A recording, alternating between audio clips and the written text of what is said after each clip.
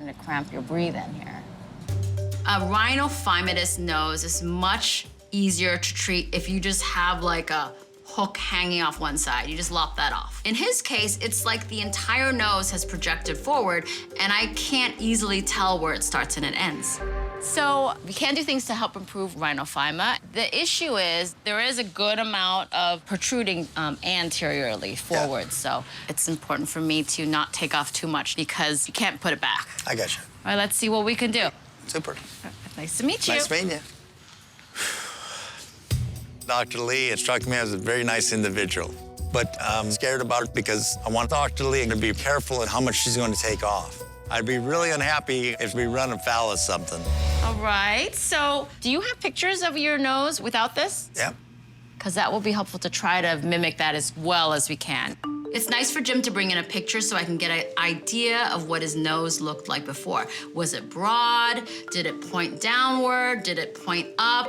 All those sorts of things are gonna give me some kind of indication of what his real nose looks like under there.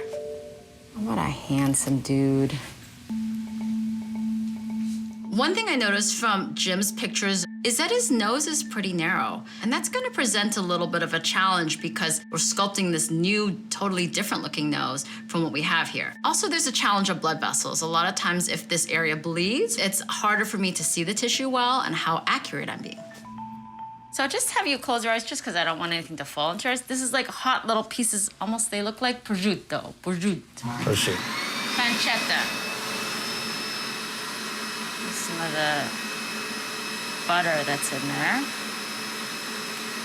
Right now I'm doing really what we call debulking more. Like we're just trying to take off the bulk of it. Right. And then we'll do some fine tuning here.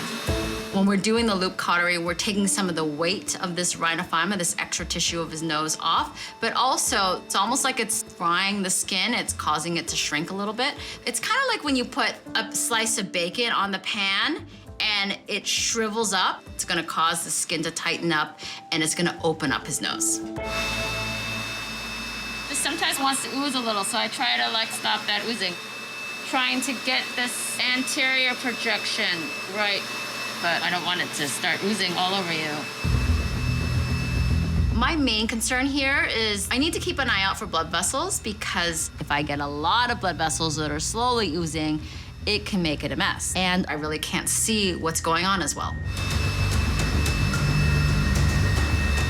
Just trying to stop it from oozing. We don't want that.